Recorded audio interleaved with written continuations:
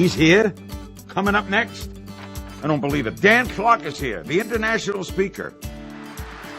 You know, in life, how many times do we set out to do one thing and it never turns out exactly like we thought it would?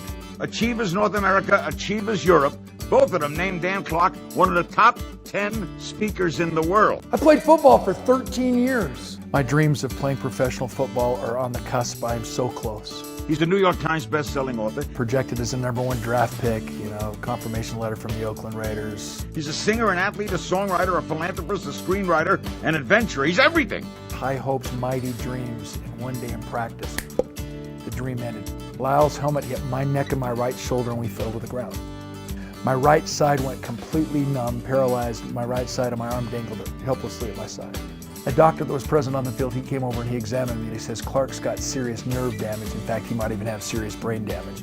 Dan's speaking career began when he fought his way back from a paralyzing injury that cut short his football career. In retrospect, it was one of the worst nights of my entire life. My shoulder's still totally numb, the nerves never grew back. Couldn't play football, baseball anymore. Forced me to find myself. One moment in time changes everything, that no matter what our past has been, we have a spotless future. So my story is based on that. Things happen for a reason, but it's our responsibility to determine what that reason is.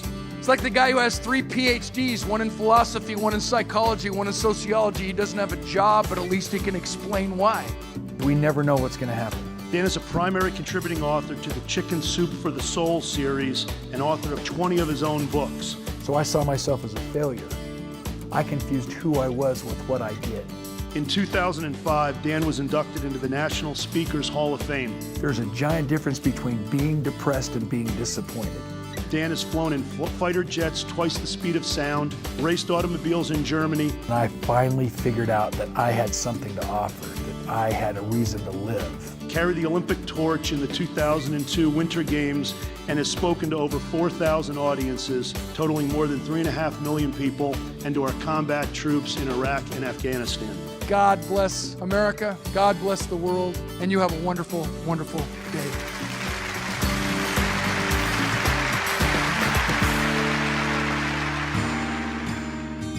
It's kind of odd to me that we would expect an 18, 19-year-old graduate from high school to be able to tell us what they're going to do for the rest of their lives by saying, what are you going to major in college? What are you going to do? What are your plans? That's an unfair question. But I was sucked in.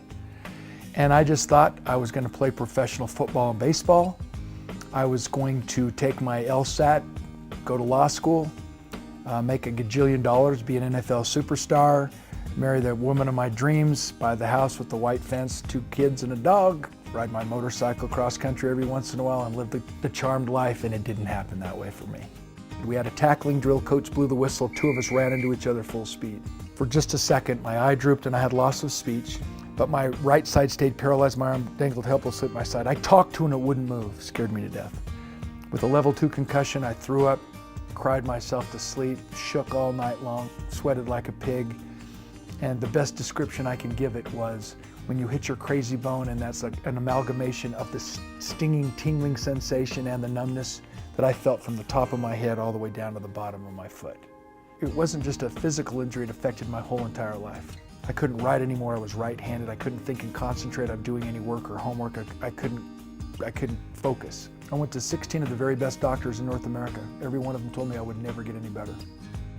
Now in retrospect, having been paralyzed for a year, having my heart broken, my dreams shattered, I realized some fundamental principles about getting up and going again that are at the heart and soul of success in any field, in any endeavor. I thought football was who I was as a man, when in reality it's just what I did. And so in that confusion, I thought I was depressed. We don't see things as they are, we see things as we are. If 2 people are looking out the same window and it's snowing and one says, what a horrible day, and the other one says, let's go snowboarding, the weather did not change. So at some point in our lives, we have to examine ourselves, look at ourselves in the mirror, and not just answer what happened, but we have to figure out why it happened and what we did about it. That it's not what happens to us, it's what we do with what happens to us that matters. And wouldn't you know it, I had to learn that in a very long, drawn-out, sad, startling way. I stayed paralyzed for a year because I was asking the wrong questions. I was asking the doctors how to get better when I should have been asking myself, why should I get better? There's a giant difference between being depressed and being disappointed. We have to focus in on why. And you know what happened is I started asking the better questions and getting better answers. And a friend brings me by a cassette tape to listen to by a, quote, motivational speaker by the name of Zig Ziglar. And so when I'm rock bottom, I needed somebody to come into my life and remind me you can't quit, it's a league rule. I needed somebody to help me understand why I should fight through the pain. And wouldn't you know it, I'm invited to speak to a high school football team. I drive up to a little teeny tiny town called Morgan, Utah, to speak to their high school football team. And as I park my car and drive around and come around the corner, I've been teary-eyed driving the 45, 50, 60 minutes up the canyon, feeling sorry for myself. I'll never play football again. I am devastated, I'm decimated, I am so down. Zig Ziglar's tape has fired me up, it's given me hope. What do I do now? And I go to talk to this football team, and wouldn't you know it, their coach comes around the corner driving a golf cart makeshift wheelchair thing. He's got multiple sclerosis. He's legally blind. And in one moment in time, he snapped me out of my doldrums, and suddenly I didn't feel sorry for myself. In order for us to understand what I really want to talk about today, let's address a common word that we're all familiar with, change. And wouldn't you know it, because of that experience, that high school principal asked me to come into the high school and speak to an entire student body. And we put together this little slideshow, and I wrote the script, and I got these slides put together, and I hired my little brother to show up and do this deal. We put on a 45-minute assembly, and we dazzled the schools. And Principal of Morgan calls 5 of his principal friends that year and says, you got to have this school assembly. It was awesome. How much you charge? I said, I don't know, $50. Next year, we had the phone ring, and we had 13 schools, and we wanted to take it statewide. I contacted a gentleman by the name of Doug Miller. Wouldn't you know, Doug Miller is so impressed by our idea and my passion to take this program to the state that he sets up an appointment, and I present to the Utah State Office of Education, Utah State Legislature. They unanimously decide to fund me to speak to every single high school and junior high in the state of Utah in 1982. And it went so well, they decided that they would fund it the next year, so I went back to back, 82 and 83. And it was funded by free enterprise education. We need to take free enterprise education into the schools. So, the entrepreneur that I am, I'm like, wait a second. I can talk about scarcity, I can talk about opportunity cost, I can talk about sunk cost, I can talk about economics 101, marketing 101, and still tell my stories. Because now, I have already started to recover. Because my audiences are always so sophisticated, obviously they've heard most of the great speakers on the planet. Which means that I've got to be special. I've got to make sure my message is always cutting edge and fresh. So I'm always in search of the new high adventure. In fact, one of the coolest things I've ever done is I had a chance to go up to the edge of space on October 23rd, 2010. In a U-2 spy plane, the altitude must remain classified, obviously, but let's just say I was well above 70,000 feet where I could see the curvature of the Earth. I love to quote Max Lucado, who said, we must be willing to pay any price and travel any distance to associate with extraordinary human beings. I'm always searching for that interview with the super successful. And consequently, I've been invited as a house guest into Muhammad Ali's home, done stuff with Michael Jordan, played golf with Tim Tebow. And as a songwriter, I've really had an opportunity to be tutored and mentored by some of the greats, Willie Nelson and Alice Cooper. I've had a chance to interview Michael Phelps and Emmett Smith, and the list goes on, making sure that I understand from their perspective what it really takes to be a peak performer.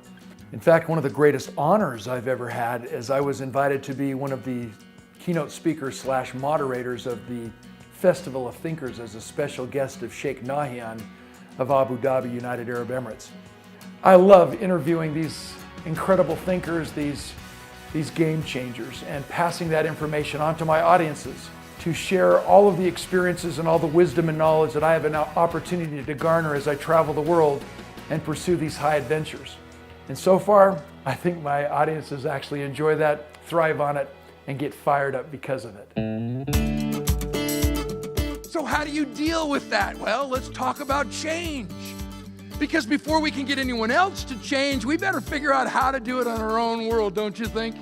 So with the impetus of the Zig Ziglar tape, the opportunity to speak at Morgan High School and stop feeling sorry for myself, because here's this amazing human being who's a phenomenal coach and a great, well-respected community activist, community leader, Jan Smith, reminding me that I didn't have it so bad after all.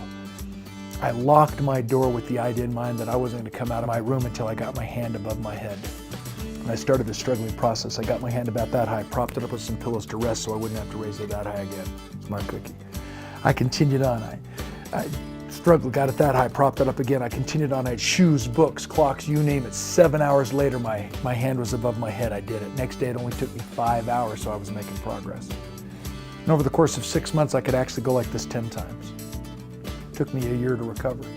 And in that process, I came up with a message that I thought was worth sharing to high school students. And I ended up speaking at 170 schools in Utah, back to back. And Zig Ziglar finds out about it, the motivational guru. He came into town to do one of those motivational rallies. And I positioned myself so that I could be backstage when he finished. I said, Zig, my name's Dan Clark. I was paralyzed for a year. I listened to one of your tapes. You touched my life. I'm alive today because of you. I want to take you to dinner. You're my hero. He says, I'm coming back in 3 weeks. Call Lori in my office and make an appointment. I hounded her. She finally called me back. Zig has agreed to let you pick him up at the airport and take him to Hotel Utah. That's a 15-minute drive if I get lost. So what do? I go down to Hotel Utah. I rent the little miniature ballroom and I set up my slideshow and I got the little tape recorder and I got the 2 projectors. And from the time we got his luggage to the time we parked at Hotel Utah, when we walked in the door, he said, is there any place I could see this program? I said, yeah, I got it all set up in this little miniature ballroom. He laughed. He thought that was so amusing, that I had that much confidence that I could persuade him in 15 minutes. He came in, it was me, mano a mano, Zig Ziglar and me. And I gave my entire speech and showed him the entire slides, 45 minutes. And Zig Ziglar in this ballroom stands up and gives me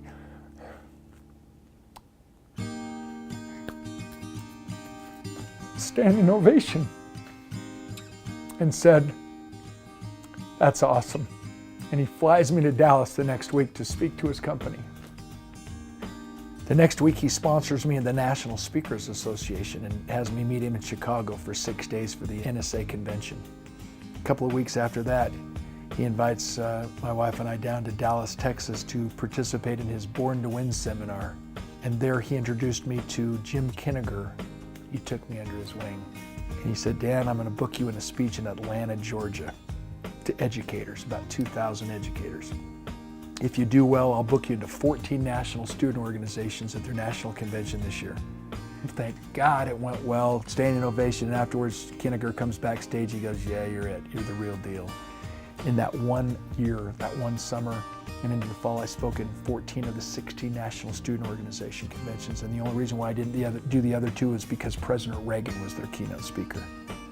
And from there, each of those associations had 50 state associations. Each state had one. And my career was up and running. And we created my own summer leadership camps. And for an average of 160 school days a year between 1983 and 1989, by modern math, in the 80s, I spoke to over 6 million teenagers. When I made the transition into the corporate arena, it was a whole different deal for me. Speaking in the corporate arena, I was speaking 250 times a year, when most speakers were speaking like 60. And it just kind of took off and parlayed itself. Suddenly someone would come up and say, how can I get a copy of that poem? I want to put it up in my math class. How can I get a copy of that story? That was a great story. I said, oh, maybe I ought to write a book. And to recall those days where I wrote a book every 18 months, started writing songs, recorded a lot of music, and I would always conclude my speech with a tune, and got into being a songwriter, started going to Nashville, primary contributing author to the Chicken Soup for the Soul series for so long, and now I'm still a primary contributing author. I've written 23 of my own books now, and kind of the rest is history. So I guess my message is that it's all about believing that it's not what happens to you, it's what you do with what happens to you that matters. And then realizing that the rest just kind of takes care of itself.